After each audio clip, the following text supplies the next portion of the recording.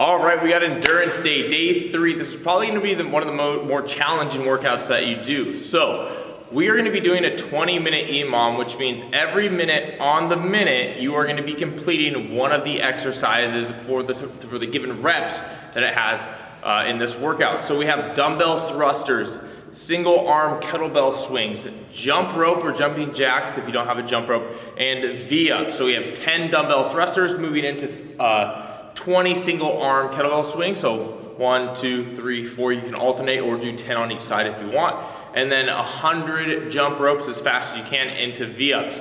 Now you're gonna complete, when the timer says go, you are gonna do your dumbbell thrusters. So you do the 10 reps, say that takes you 20 seconds. You get the remaining 40 seconds before the next minute starts to be able to then rest before you go into the next exercise. You're gonna complete that for a total of what will be 5 rounds for this. After that, you're gonna take a little bit of a break. So we did that in order to really deplete our muscle glycogen stores, to really kind of burn through some of that energy.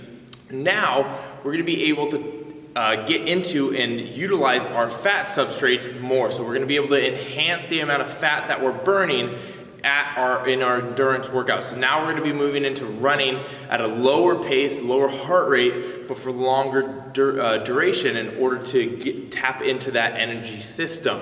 So we have running at 3 different intervals for 3 different times, and I'm going to show you guys what that looks like in the next video. All right, so we're starting off with dumbbell thrusters. So this is essentially going to be a full squat or a front squat into an overhead press. So we're gonna have 2 dumbbells. We're gonna get it into that front rack position, so abs nice and tight, down by our side, our wrists are nice and, or forearms are nice and vertical.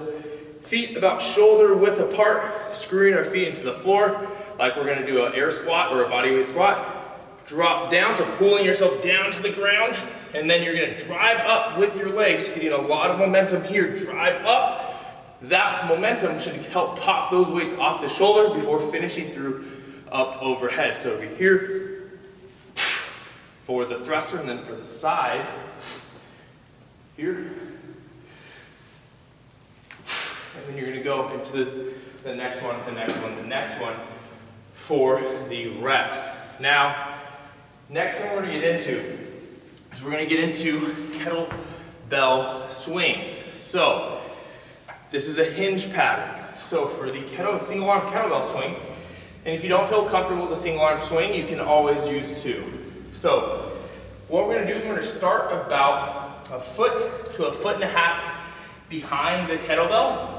Nice athletic position, back nice and flat. We're gonna reach down towards that bell, and then we're gonna crack it, so it's cracking at the bottom. We're pulling it towards us, leaning back, sitting back here, engaging our lats. So we're trying to actually try to break the horns. The horns are the top part of the kettlebell. Try to break it in half before we hike it through like a football. So we're hiking it through using our lats, right? We don't want to just pick it up and then kind of get into one of these like momentum-y type swings. It doesn't really do much for us.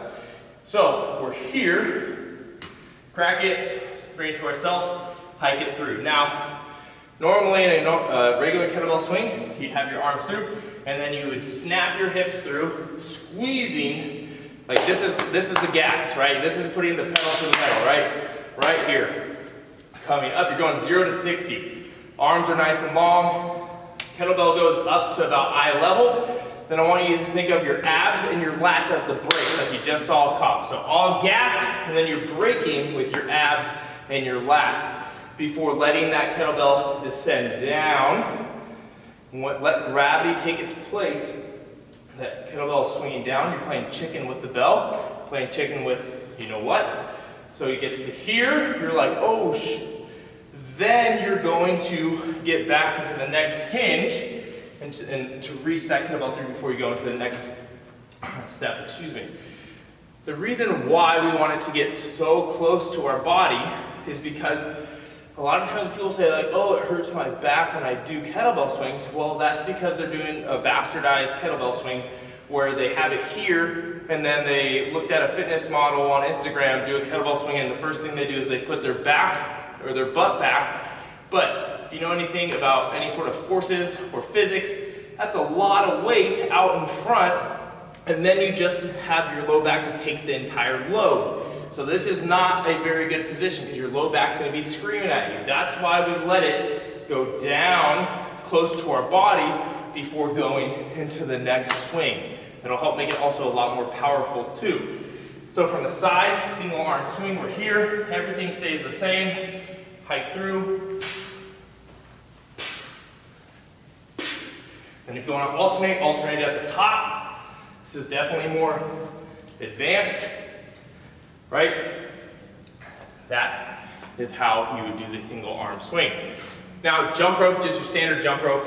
You're just going around, jumping as high as you can, or not as high as you can, as quick as you can, before moving into V-ups. So for the V-up, there's a couple modifications we can do if it's needed.